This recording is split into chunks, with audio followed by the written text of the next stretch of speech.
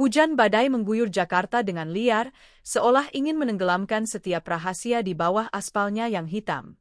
Di balik jendela kaca apartemen mewah lantai 20, Alana berdiri terpaku. Ia menatap butiran air yang menghantam kaca dengan suara ritmis yang berisik. Di dalam ruangan, suasana terasa hangat dengan aroma lavender, namun di balik dada Alana, ada firasat buruk yang berdenyut kencang. Aris, suaminya, duduk tenang di sofa sambil menatap layar laptop. "Sini duduk, Al. Tehmu sudah dingin," ucapnya tanpa menoleh. Aris adalah definisi kesempurnaan, mapan, tenang, dan selalu ada. 5 tahun pernikahan mereka adalah surga, meski satu kursi di meja makan masih kosong tanpa kehadiran seorang anak. Tiba-tiba, suara bel pintu memecah keheningan. Nyaring dan mendesak. Alana mengintip melalui intercom. Jantungnya mencelos. Di sana berdiri seorang wanita dengan pakaian basah kuyup, rambut lepek menempel di wajah, dan sepasang mata sembab yang menyiratkan ketakutan luar biasa. Di dekapannya, seorang anak laki-laki berusia sekitar 3 tahun tertidur lelap di bawah lindungan jaket tipis. "Clarissa," desis Alana. Ia segera membuka pintu. Hawa dingin koridor merangsek masuk. Clarissa, sahabat terbaiknya sejak kuliah, langsung ambruk di pelukan Alana. Tangisnya pecah, menyesakkan napas. "Alana, tolong aku tidak tahu harus kemana lagi," rintihnya. Alana dengan sigap membawa mereka masuk. "Masuk dulu, Kla." "Ya Tuhan, kamu basah kuyup." Aris sudah berdiri di ruang tengah. Ia mematung, menatap Clarissa dan anak di pelukannya dengan ekspresi yang sulit dibaca. Alana terlalu panik untuk menyadari betapa kaku posisi suaminya. Kepalan tangan Aris di samping tubuhnya tampak memutih, seolah ia sedang menahan beban yang sangat berat. "Riz, ambilkan handuk dan selimut." "Cepat," perintah Alana. Aris bergerak lambat, seolah kakinya terbuat dari timah, sebelum akhirnya bergegas ke kamar mandi. Alana mengambil alih anak kecil itu, Rio namanya, agar Clarissa bisa mengeringkan diri. Saat memindahkan Rio ke sofa, Alana tertegun sejenak. Anak itu memiliki bulu mata yang sangat lentik dan bentuk dagu yang tegas. Ada kehangatan aneh yang menjalar di hati Alana saat menyentuh pipi bocah itu. Aris kembali, memberikan handuk pada Clarissa tanpa sepatah kata pun. Clarissa mendongak, matanya bertemu dengan mata Aris. Ada sebuah komunikasi tanpa suara yang terjadi, sebuah tatapan penuh ketakutan dari Clarissa dan kemarahan yang ditekan dari Aris. Namun, Alana yang sedang menyelimuti Rio tidak menangkap momen itu. "Rendra datang lagi, Al," ucap Clarissa serak setelah menyesap teh hangat. "Dia menemukan tempatku di Bandung. Dia mabuk dan mengancam akan mengambil Rio. Aku takut aku hanya punya kamu di Jakarta." Alana mengelus bahu sahabatnya. Ia tahu sejarah buruk Clarissa dengan mantan suaminya yang abusif. "Tenanglah, Kla. Kamu aman di sini. Tinggallah sampai keadaan tenang." "Tapi, apakah aku tidak merepotkan kalian?" Clarissa melirik Aris dengan ragu. "Maafkan aku, Aris." Aris memaksakan senyum tipis yang tampak janggal. "Tidak apa-apa. Teman Alana adalah temanku juga." Malam itu, setelah Clarissa dan Rio terlelap di kamar tamu, Alana menemukan Aris berdiri di balkon, menatap hujan yang mulai mereda. "Kamu oke, Riz?" tanya Alana sambil memeluk pinggang suaminya dari belakang. Aris tersentak kecil, lalu mengecup dahi Alana. "Hanya sedikit lelah, sayang. Ayo tidur." Alana mengangguk, merasa bersyukur memiliki suami yang begitu pengertian. Ia berjanji dalam hati akan menjaga Clarissa dan Rio dengan sebaik-baiknya. Ia tidak pernah menyangka bahwa niat baiknya justru membukakan pintu bagi musuh dalam selimut. Di kamar sebelah, dalam kegelapan, Clarissa menatap ponselnya yang bergetar. Sebuah pesan singkat muncul dari nomor yang sangat ia kenal, nomor milik pria yang baru saja mengecup dahi Alana. "Kenapa kamu nekat datang ke sini? Kita sudah sepakat kamu tetap di Bandung. Jangan hancurkan semuanya sekarang." Clarissa tidak membalas. Ia hanya memeluk Rio lebih erat, menatap pintu kamar yang tertutup rapat, menyadari bahwa pengkhianatan ini telah mencapai puncaknya. Istana Alana sedang berada di ujung tanduk, dan hujan malam itu hanyalah awal dari badai yang sesungguhnya. 1 minggu telah berlalu sejak malam badai itu. kehadiran Clarissa dan Rio di apartemen mulai mengubah ritme hidup Alana. Ruang tamu yang biasanya rapi dan sunyi, kini seringkali berantakan dengan mainan plastik dan aroma bedak bayi. Namun, Alana tidak keberatan. Baginya, suara tawa Rio adalah musik yang selama ini ia rindukan di rumah ini. Pagi itu, Alana sedang menyiapkan sarapan di dapur ketika Rio berlari kecil menghampirinya. "Tante Lana, Rio lapar," ucap bocah itu sambil menarik ujung daster Alana. Alana berlutut, mensejajarkan tingginya dengan Rio. Ia menatap wajah mungil itu lekat-lekat. Semakin lama ia memperhatikan Rio, semakin kuat rasa janggal yang merayap di dadanya. Rio memiliki sepasang mata coklat gelap dengan kelopak mata yang dalam, persis seperti milik Aris. Bahkan cara Rio mengerutkan dahi saat merasa tidak suka pada sayuran di piringnya adalah duplikasi sempurna dari kebiasaan Aris setiap pagi. "Sayang, coba lihat tante," gumam Alana lembut.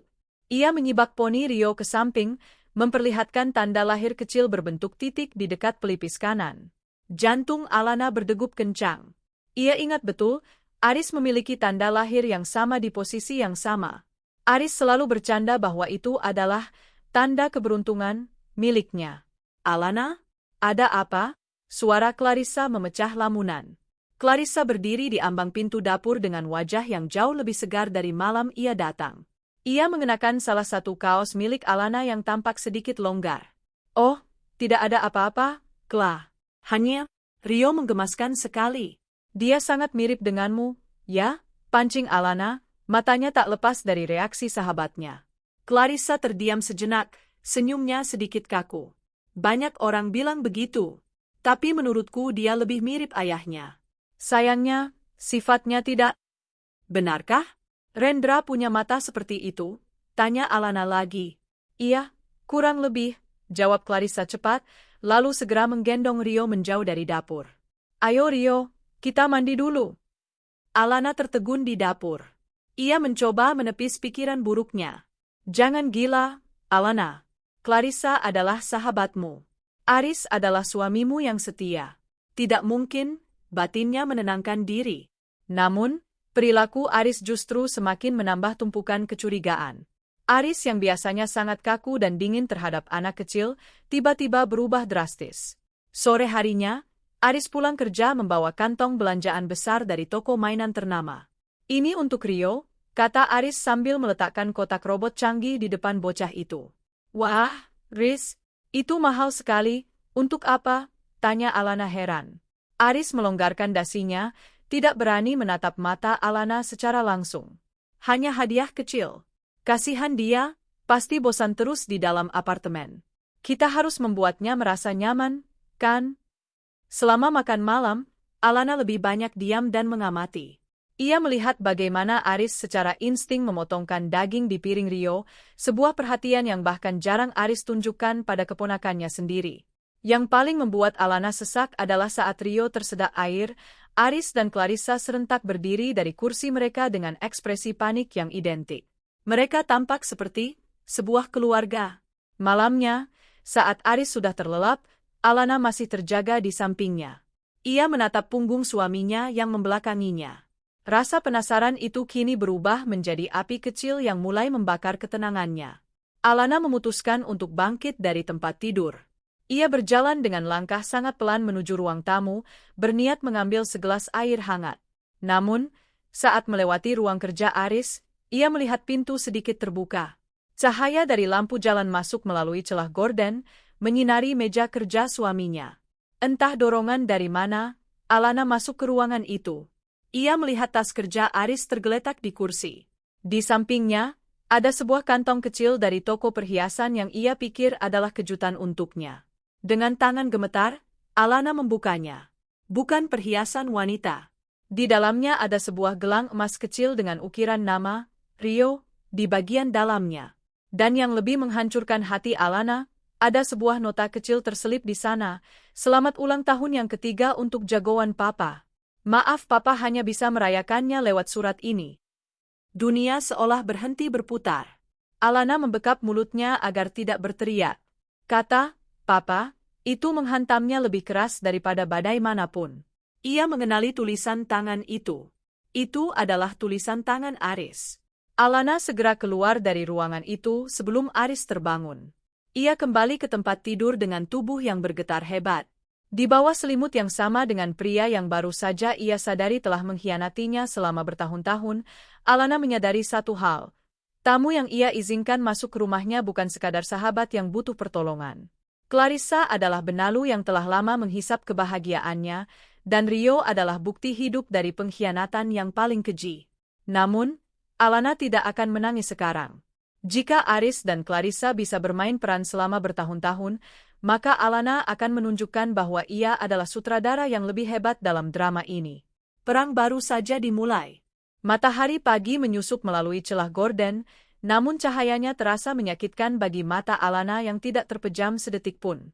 Ia berbaring kaku di samping Aris, mendengarkan napas suaminya yang teratur.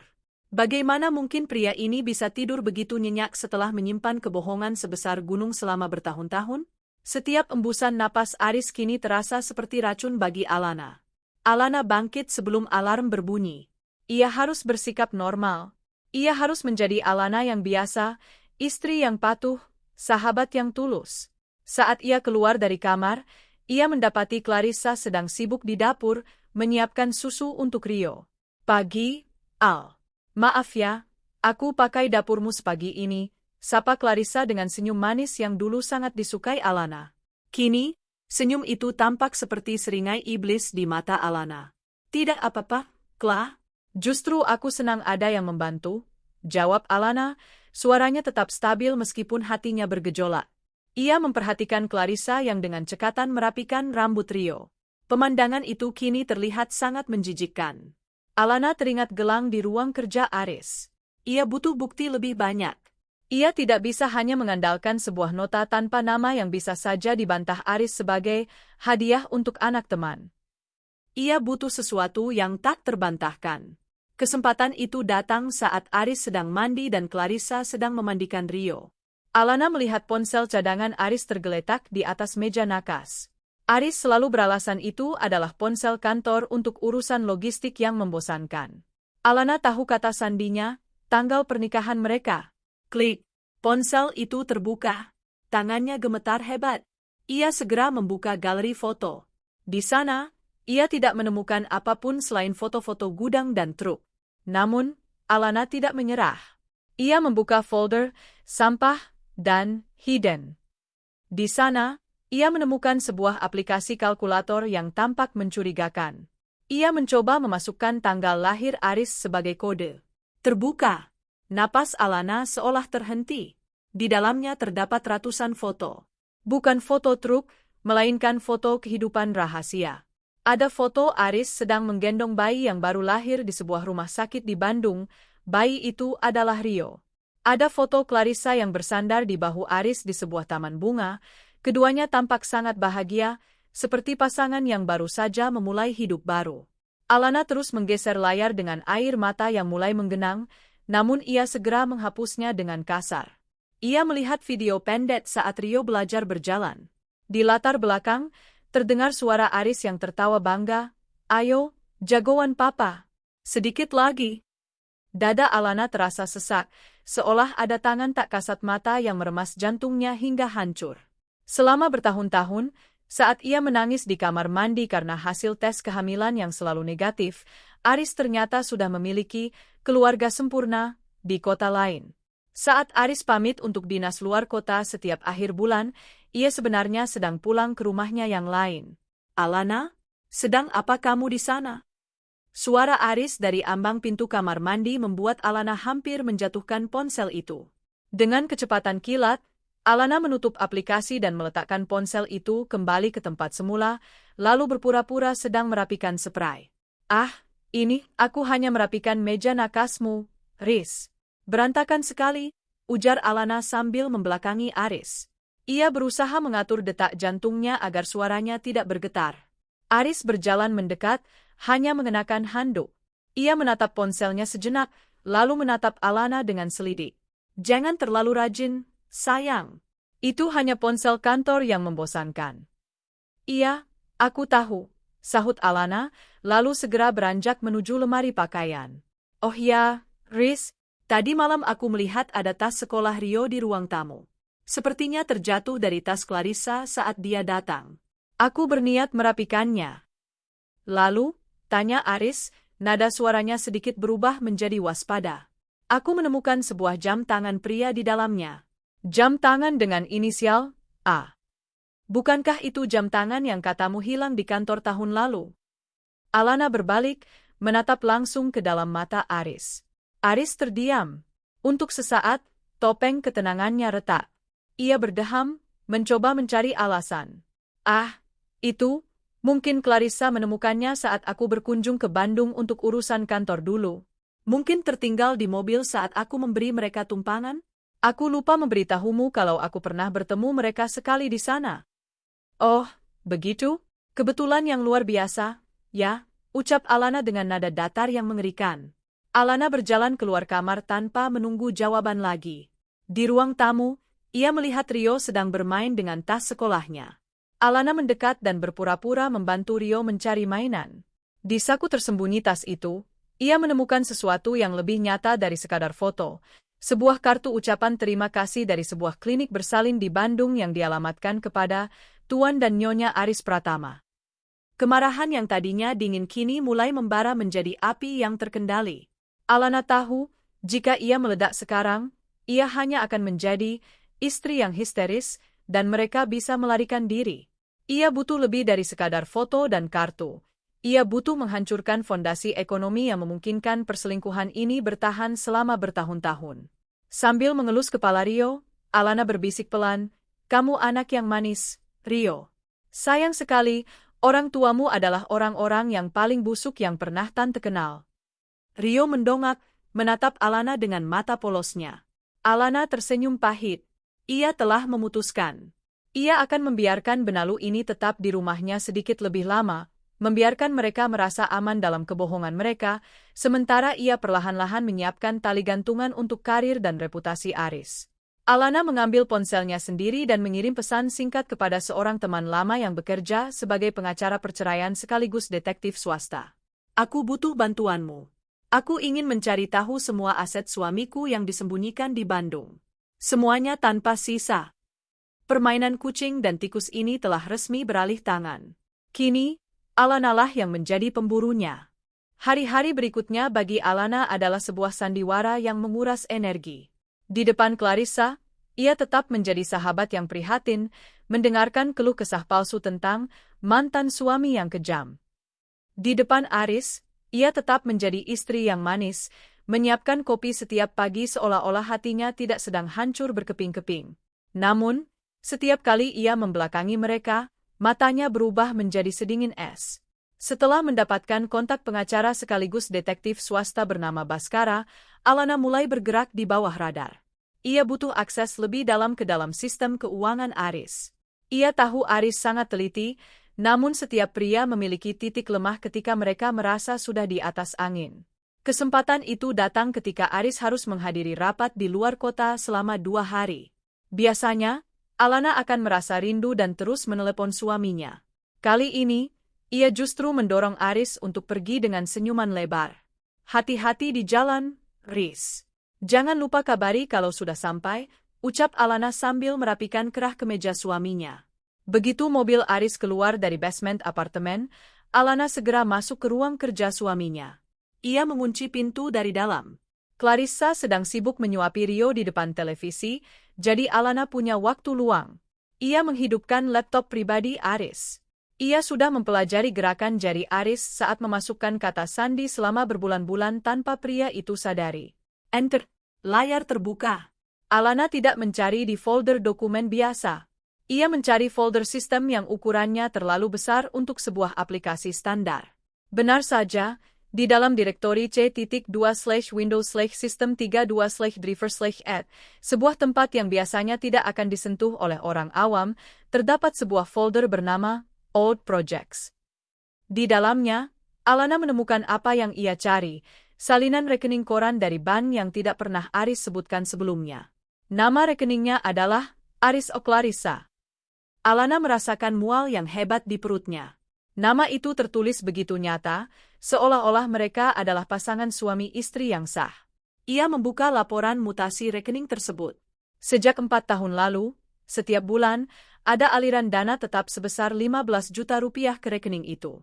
Tapi yang membuat napas Alana tercekat adalah transaksi besar 6 bulan lalu. 1 miliar rupiah keluar untuk pelunasan properti Klaster Magnolia, Bandung.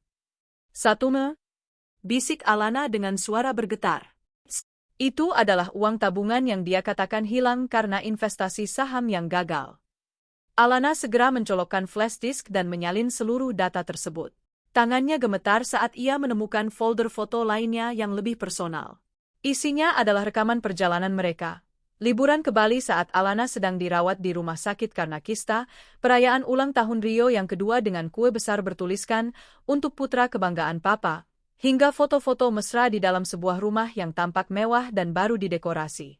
Di salah satu foto, Clarissa tampak memakai kalung berlian yang sangat indah. Alana ingat kalung itu. Ia pernah melihat brosurnya di meja Aris tahun lalu dan Aris bilang itu terlalu mahal dan tidak cocok untuk Alana. Ternyata, kalung itu memang tidak pernah dimaksudkan untuknya. Tiba-tiba, suara ketukan pintu mengejutkannya. "Al, kamu di dalam?" Suara Clarissa terdengar dari balik pintu. Alana dengan cepat mencabut flash disk, mematikan layar laptop, dan mengatur napasnya. Ia membuka pintu dengan wajah yang diusahakan tampak lelah. Kla. Iya, aku sedang mencari berkas lama yang diminta Aris lewat telepon tadi, dalih Alana. Clarissa menatap Alana dengan selidik. Matanya melirik ke arah laptop yang masih hangat. "Oh, begitu. Kamu tampak pucat, Al. Kamu sakit?" "Hanya pusing sedikit. Mungkin kurang tidur," jawab Alana sambil melangkah keluar. Clarissa tersenyum, namun senyum itu tidak sampai ke matanya. "Istirahatlah. Biar aku yang mengurus makan malam nanti. Anggap saja sebagai rasa terima kasihku karena sudah menampung kami." Alana mengangguk dan masuk ke kamarnya. Begitu pintu tertutup, ia jatuh terduduk di lantai. Air matanya mengalir deras tanpa suara. Fakta bahwa Clarissa bisa bersikap begitu tenang dan baik di depannya, sementara ia telah merebut suami, uang, dan masa depan Alana, adalah tingkat kekejaman yang tidak pernah Alana bayangkan sebelumnya. Ia mengambil ponselnya dan menelepon Baskara. "Bas, aku punya semuanya. Rekening rahasia, bukti pembelian rumah di Bandung, dan foto-foto mereka. Apa langkah selanjutnya?" "Tenang, Alana." Suara Baskara terdengar berat dan profesional di ujung telepon. "Data itu cukup untuk gugatan cerai. Tapi jika kamu ingin dia hancur secara finansial dan hukum, kita harus membuktikan bahwa uang 1 miliar itu adalah penggelapan dana perusahaan, bukan sekadar uang pribadi. Kamu bilang dia direktur keuangan, kan?" "Iya," jawab Alana tegas. "Dia sering membawa pulang berkas audit perusahaan. Cari bukti aliran dana dari rekening perusahaan ke rekening rahasia itu. Jika kita menemukannya, Aris tidak hanya akan kehilanganmu, dia akan kehilangan kebebasannya." Alana menutup telepon. Ia menghapus air matanya dan berdiri di depan cermin. Ia melihat wanita yang hancur, namun di balik kehancuran itu, ada tekad yang membaja.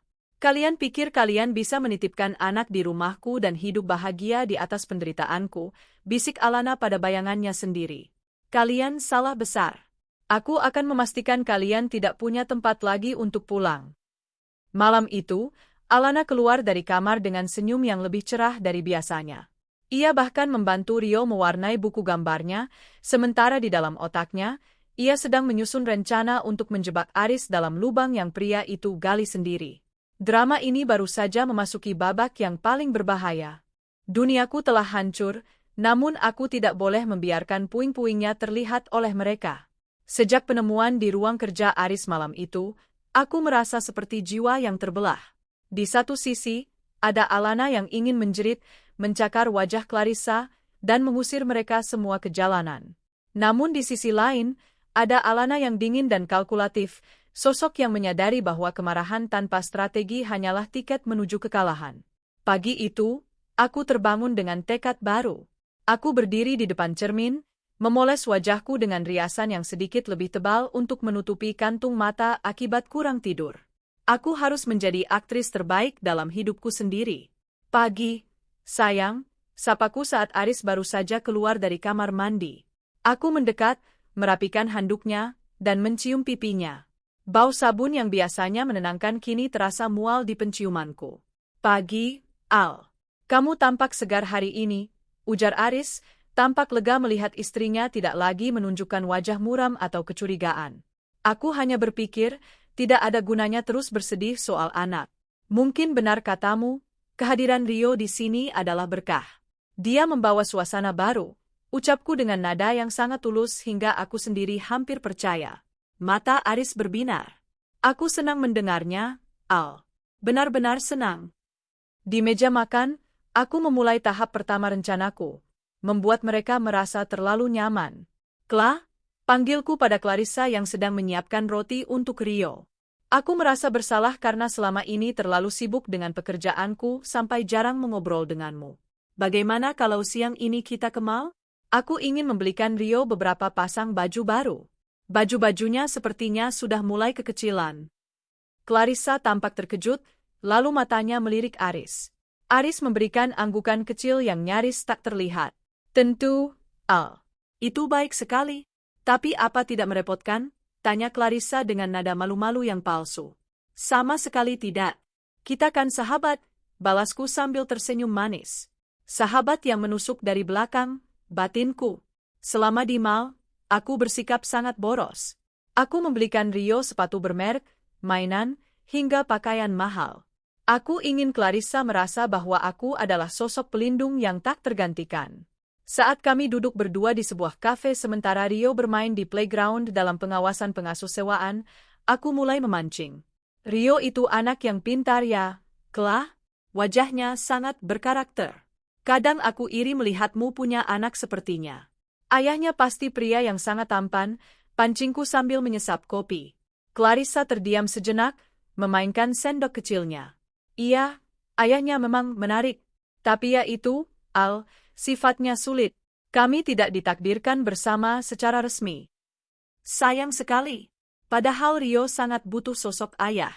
Apa kamu tidak pernah terpikir untuk mempertemukan mereka lagi? Atau mungkin, ayahnya punya cara lain untuk memberikan nafkah? Clarissa tampak sedikit tegang. Dia mengirim uang secara rutin. Cukup untuk hidup di Bandung.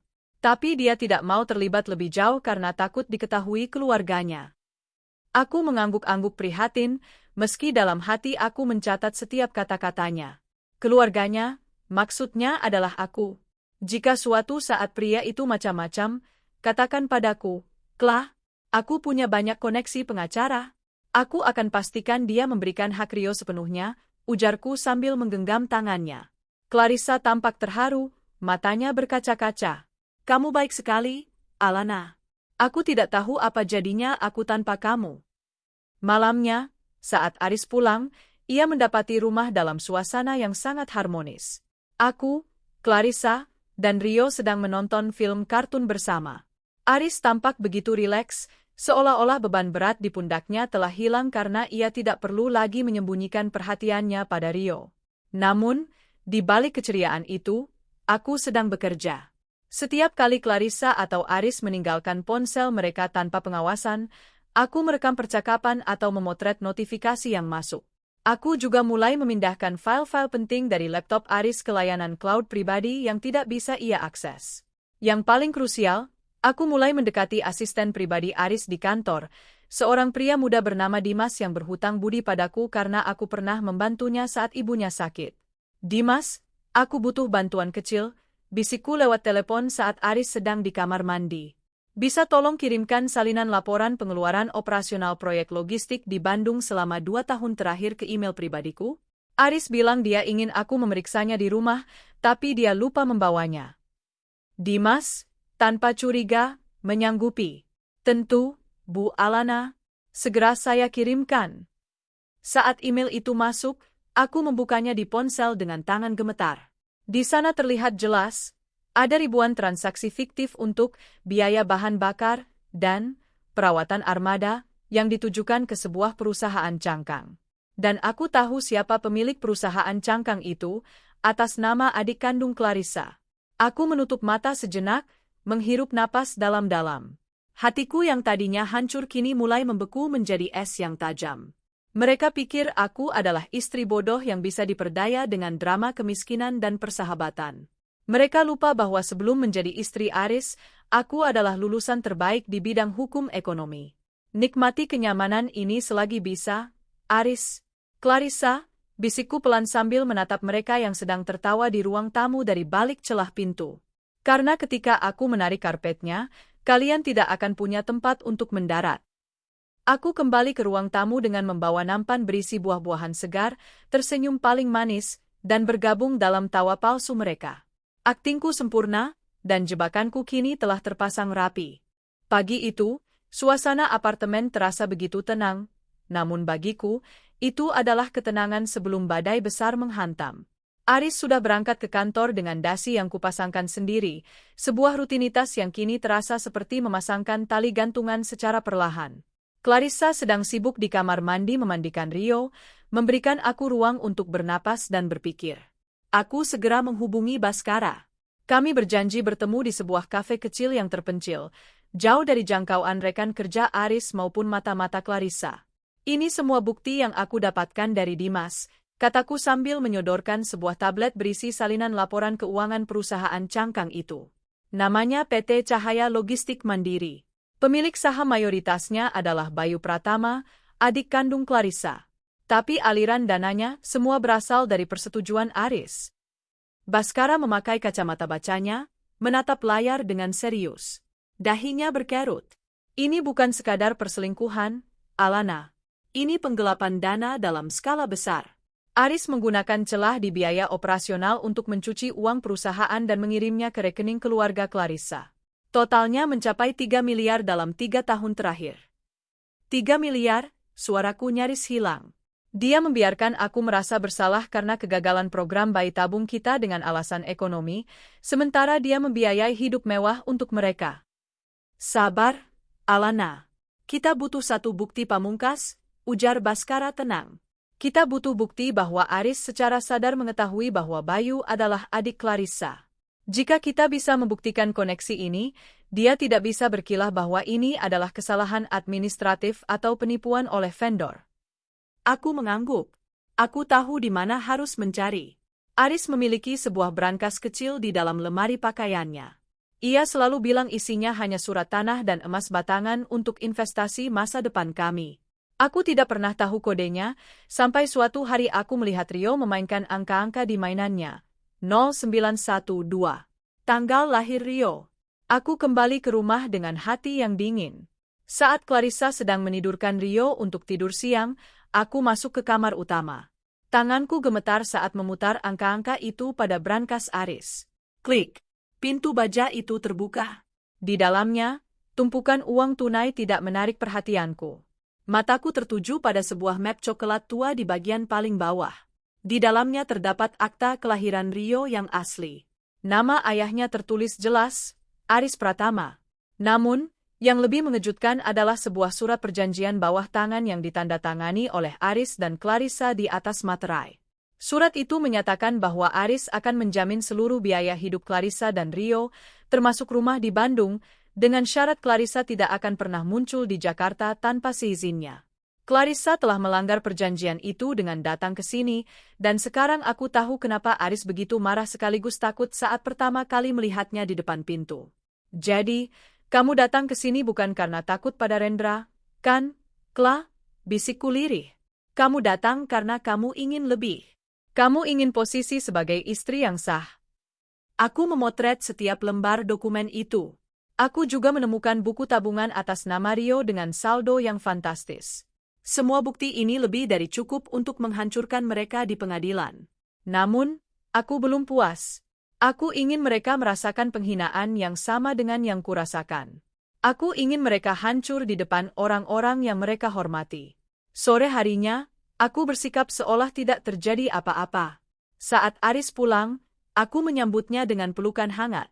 Riz, bulan depan adalah ulang tahun pernikahan kita yang ke-6, kan? Tanyaku sambil membantunya melepas jas. Aris tampak sedikit terkejut, lalu tersenyum. Iya, sayang, aku hampir lupa. Kamu ingin hadiah apa? Aku tidak butuh hadiah barang.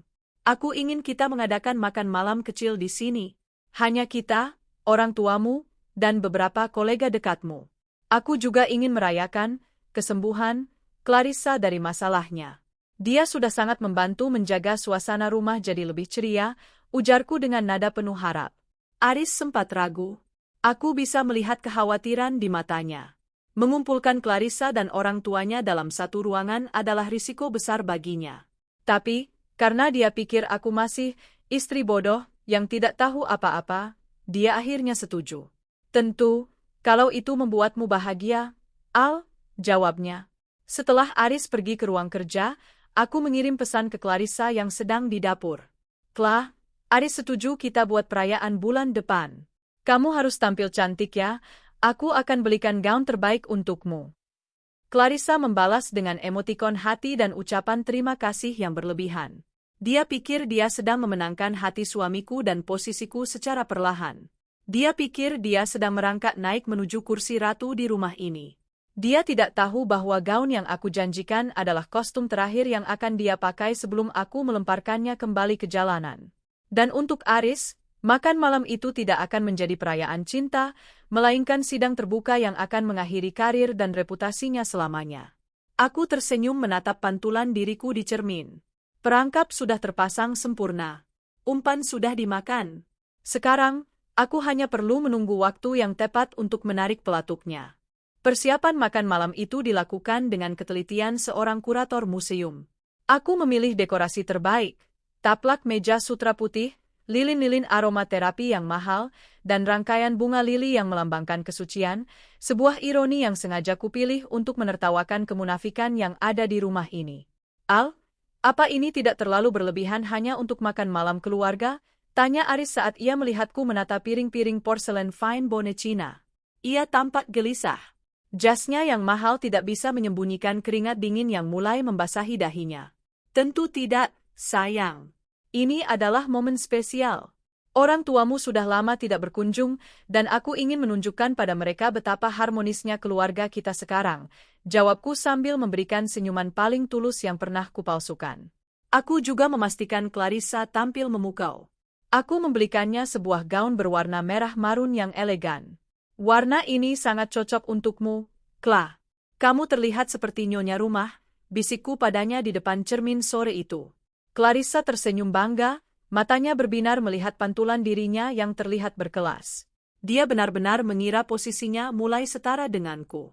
Tepat jam 7 malam, tamu-tamu mulai berdatangan. Ayah dan ibu mertuaku hadir dengan senyum hangat. Mereka sangat menyukai Clarissa sejak dulu, menganggapnya sebagai sahabat terbaikku yang malang. Tak lama kemudian, Pak Hermawan, komisaris utama di perusahaan Aris, juga datang bersama istrinya. Kehadiran Pak Hermawan adalah bagian terpenting dari rencanaku. Wah, Alana, rumahmu terasa sangat hangat malam ini, puji ibu mertuaku sambil menggendong Rio yang sudah tampan mengenakan setelan jas kecil, hasil belanjaanku minggu lalu. Anak ini, setiap kali aku melihatnya, aku merasa dia punya kemiripan dengan keluarga kita. Aku melihat Aris menegang. Ia segera mengambil alih pembicaraan. Ah, ibu hanya terlalu ingin punya cucu. Rio memang anak yang manis. Ayo, semuanya, mari kita duduk di meja makan. Makan malam berlangsung dengan lancar.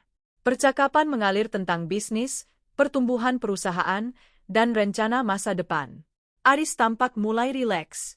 Ia merasa telah berhasil melewati bagian tersulit, menyatukan istri dan selingkuhannya dalam satu meja tanpa ada kecurigaan. Saat hidangan penutup disajikan, aku berdiri dan mengangkat gelas anggurku. Terima kasih semuanya sudah hadir. Sebelum kita mengakhiri malam yang indah ini, aku ingin memberikan sebuah kejutan kecil sebagai kenang-kenangan. Kejutan apa lagi, Al? Tanya Aris dengan tawa kecil yang terdengar dipaksakan. Aku memberikan kode kepada pelayan sewaan yang sudah kuinstruksikan sebelumnya. Ia meletakkan sebuah amplop emas yang elegan di depan masing-masing tamu. Di atas amplop itu tertulis nama mereka dengan kaligrafi yang indah. Ini adalah album kenangan tentang kebaikan hati suamiku yang luar biasa dalam membantu sahabatku, Clarissa, ujarku tenang. Aris menatap amplop itu dengan curiga. Tangannya mulai gemetar saat ia menyentuh ujung kertasnya. Silakan dibuka, kataku dengan nada manis. Suasana ruangan yang tadinya penuh tawa berubah menjadi sunyi senyap seiring dengan dibukanya amplop-amplop tersebut. Ibu mertuaku adalah yang pertama memekik tertahan. Di dalam amplop itu bukan foto kenangan biasa, melainkan lembaran hasil tes DNA yang menyatakan kecocokan 99,9% antara Aris Pratama dan Rio. Namun, itu hanya permulaan.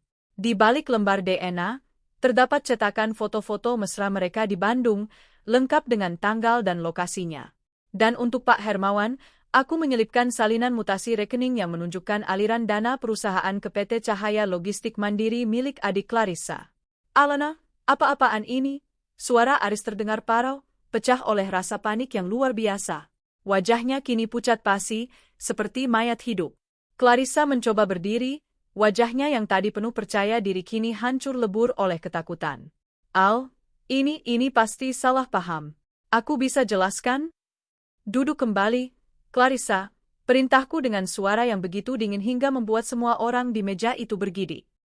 Kamu belum melihat bagian terbaiknya. Aku menatap Pak Hermawan yang kini sedang membaca laporan penggelapan dana dengan mata yang berkilat marah. Pak Hermawan, saya rasa Anda akan sangat tertarik dengan dokumen di halaman terakhir. Itu adalah bukti bagaimana suami saya mencuri dari perusahaan Anda untuk membangun rumah mewah bagi selingkuhannya di Bandung. Aris, apa benar semua ini? Suara Pak Hermawan menggelegar, menghantam keheningan ruangan. Aris mencoba bicara, namun hanya suara tersedak yang keluar dari tenggorokannya. Ia menatapku dengan mata yang penuh kebencian sekaligus permohonan. Namun, aku hanya membalas tatapannya dengan senyum kemenangan. Di atas meja yang tadinya indah, kini hanya tersisa puing-puing kebohongan mereka yang terbongkar secara brutal. Racun yang selama ini mereka suntikkan ke dalam hidupku, kini berbalik menghancurkan mereka dalam satu jamuan makan malam.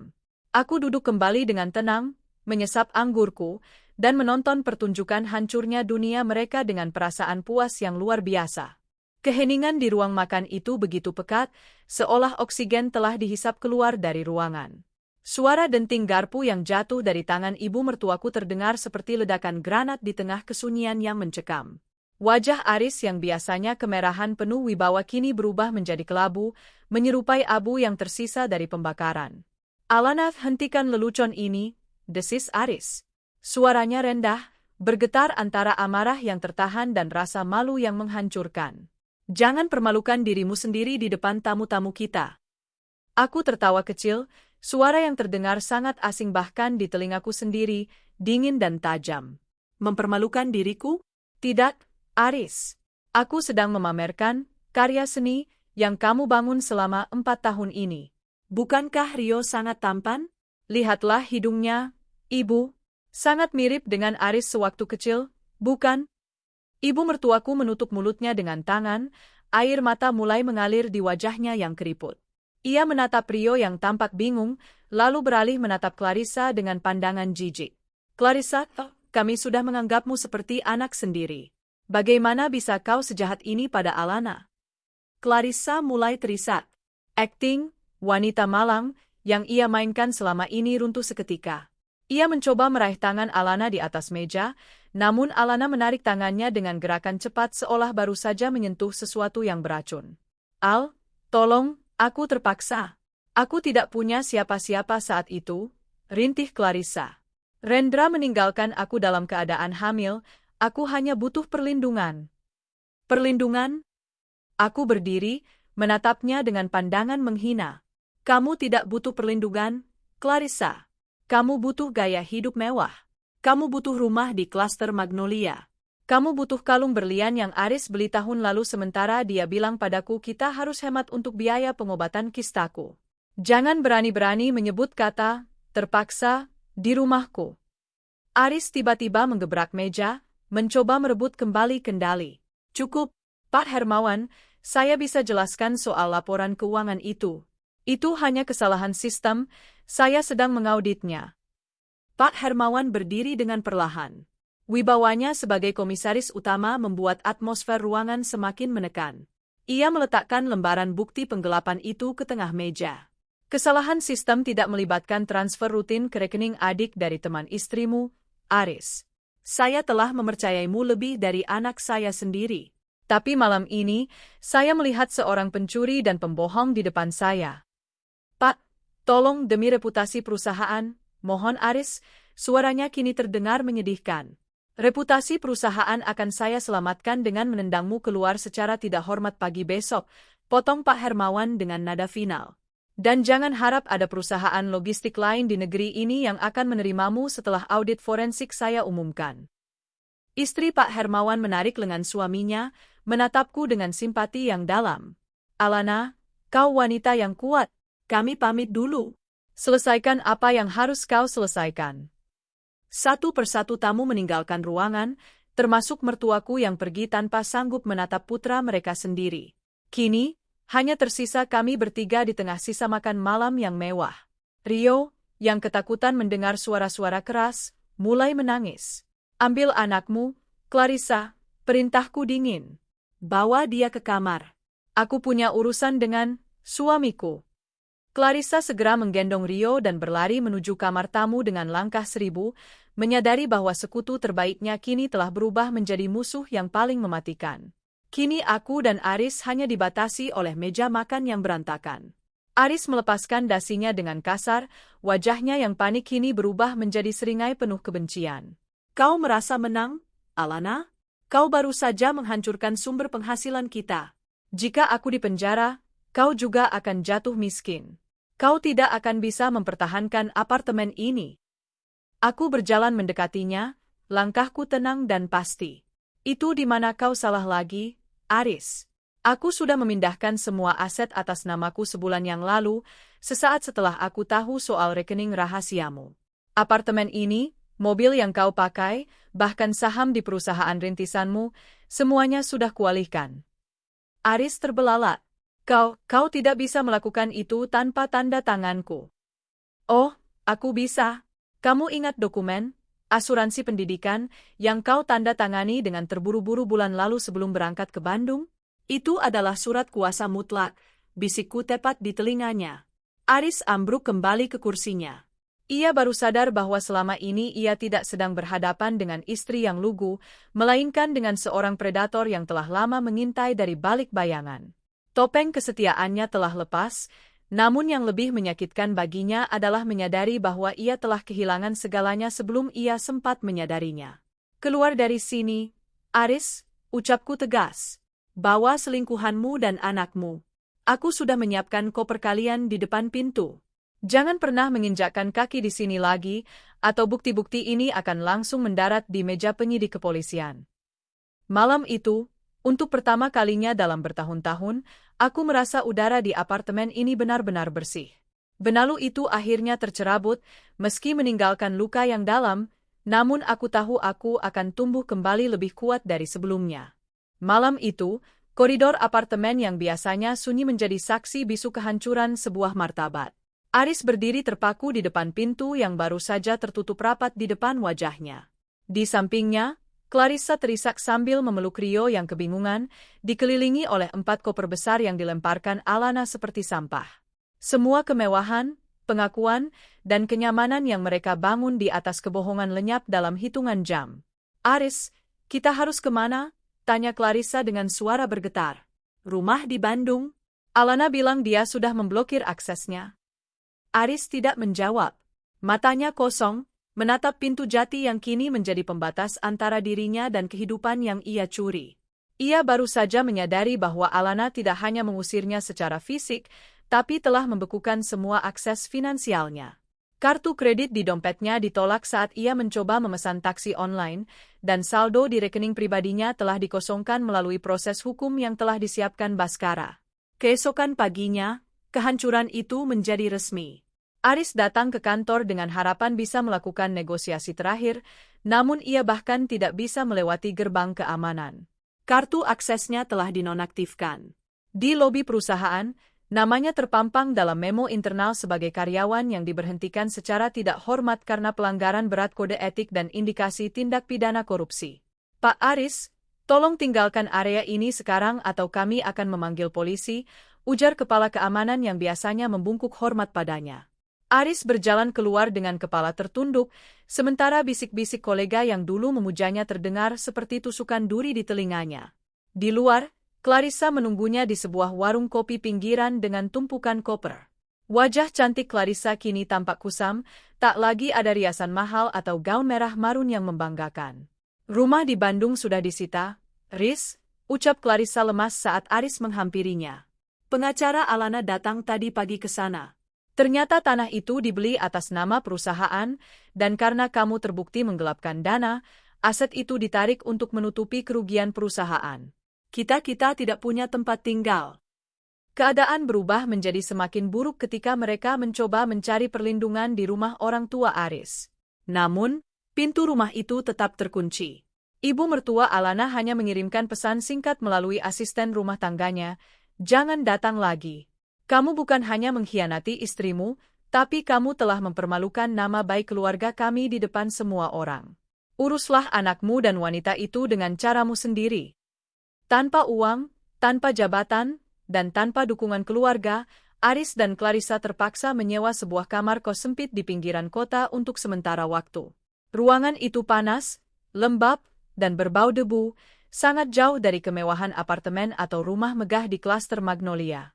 "Ini semua gara-gara kamu," bentak Clarissa suatu malam saat Rio menangis karena kepanasan. "Kalau saja kamu tidak membawaku ke Jakarta, Alana tidak akan pernah tahu. Kita bisa hidup tenang di Bandung. Gara-gara aku." Aris berdiri, matanya merah karena kurang tidur dan stres. "Kamu yang tidak sabar? Kamu yang ingin pamer sebagai nyonya rumah? Kamu yang menghancurkan semua rencanaku dengan datang ke pintu rumah itu malam-malam." Pertengkaran hebat pun pecah. Cinta yang mereka klaim sebagai cinta sejati, di depan Alana ternyata hanyalah istana pasir yang rapuh. Tanpa sokongan harta dan kenyamanan, yang tersisa hanyalah saling menyalahkan dan kebencian. Aris melihat Clarissa bukan lagi sebagai wanita idaman, melainkan sebagai beban yang menghancurkan karirnya. Sebaliknya, Clarissa melihat Aris bukan sebagai pangeran kaya, melainkan sebagai pria pecundang yang tidak bisa memberinya apa-apa. Sementara itu, Alana memantau semuanya dari kejauhan melalui laporan Baskara. Ia tidak merasa iba sedikit pun. Baginya, ini bukanlah kekejaman, melainkan konsekuensi logis dari setiap tindakan yang mereka ambil. Saat melihat foto-foto Aris yang kini tampak kuyu sedang berjalan kaki mencari pekerjaan di bawah terik matahari Jakarta, Alana hanya menyesap kopinya dengan tenang. Ia menyadari satu hal penting, keadilan mungkin datang terlambat, tapi ketika ia tiba, ia akan menuntut bayaran yang setimpal beserta bunganya. Kerajaan pasir itu telah runtuh sepenuhnya, dan Alana tidak akan membiarkan satu butir pasir pun tersisa untuk mengotori hidupnya yang baru. 3 bulan telah berlalu sejak badai yang menghancurkan itu mereda. Apartemen yang dulu terasa seperti penjara penuh kebohongan, kini telah berubah menjadi ruang yang lapang dan bercahaya. Alana duduk di balkon, menatap kaki langit Jakarta yang mulai memerah tertimpa cahaya matahari terbit. Di tangannya, terselip sebuah map berwarna hijau, akta cerai yang baru saja resmi keluar dari pengadilan agama. Ia tidak lagi merasa hancur. Sebaliknya, ada rasa lega yang luar biasa, seolah beban bertonton telah diangkat dari pundaknya. Baskara datang pagi itu untuk memberikan laporan terakhir. Aris resmi ditetapkan sebagai tersangka penggelapan dana, ujar Baskara sambil meletakkan beberapa dokumen di meja. Dia tidak bisa membayar jaminan, dan karena asetnya sudah disita untuk menutupi kerugian perusahaan, dia sekarang mendekam di sel tahanan sementara menunggu persidangan. "Lalu bagaimana dengan Clarissa?" tanya Alana datar. Baskara menghela napas. Dia mencoba menuntut hak asuh dan nafkah dari Aris, tapi apa yang bisa diharapkan dari pria yang tidak punya apa-apa lagi? Kabar terakhir, dia tinggal di sebuah kontrakan kecil di daerah padat penduduk. Dia harus bekerja sebagai buruh cuci dan tenaga kebersihan untuk menghidupi Rio. Tanpa dukungan finansial Aris, gaya hidupnya runtuh total. Alana terdiam sejenak. Ia teringat Rio. Anak itu tidak bersalah atas dosa orang tuanya, namun dunia memang tidak selalu adil. Alana telah mengatur melalui pihak ketiga untuk mengirimkan biaya pendidikan bagi Rio hingga ia dewasa, sebuah dana perwalian yang tidak bisa disentuh oleh Clarissa maupun Aris. Itu adalah bentuk terakhir dari kemanusiaan yang ia miliki, bukan untuk sahabat pengkhianatnya, tapi untuk nyawa kecil yang pernah ia peluk dengan tulus. Terima kasih untuk semuanya, Bess, ucap Alana tulus. Apa rencana selanjutnya, Al? Alana tersenyum, kali ini senyumnya sampai ke mata. Aku sudah menjual apartemen ini. Terlalu banyak kenangan yang menyesakkan di sini. Besok, aku berangkat ke luar negeri untuk mengambil gelar master di bidang hukum bisnis yang sempat tertunda karena pernikahanku. Aku ingin memulai hidup yang benar-benar baru. Sore harinya, sebelum berangkat ke bandara, Alana pergi ke depan gedung apartemennya untuk terakhir kali. Ia melihat sebuah taksi berhenti, dan dari sana turun Aris yang baru saja mendapatkan penangguhan penahanan sementara untuk urusan administratif. Sosok pria yang dulu gagah dan rapi itu kini tampak kuyuh, pakaiannya lusuh, dan wajahnya dipenuhi garis-garis keputusasaan. Mata mereka bertemu selama beberapa detik. Aris ingin melangkah mendekat, mungkin untuk meminta maaf atau memohon belas kasihan. Namun, Alana tidak memberikan ruang sedikit pun. Ia hanya menatap Aris dengan pandangan kosong, pandangan untuk orang asing yang tidak lagi memiliki tempat di memorinya. Alana membuang muka, masuk ke dalam mobil jemputannya, dan memerintahkan sopir untuk berangkat. Ia melihat dari kaca spion bagaimana Aris berdiri mematung di pinggir jalan, sendirian, diabaikan oleh dunia yang dulu ia kuasai dengan keangkuhan.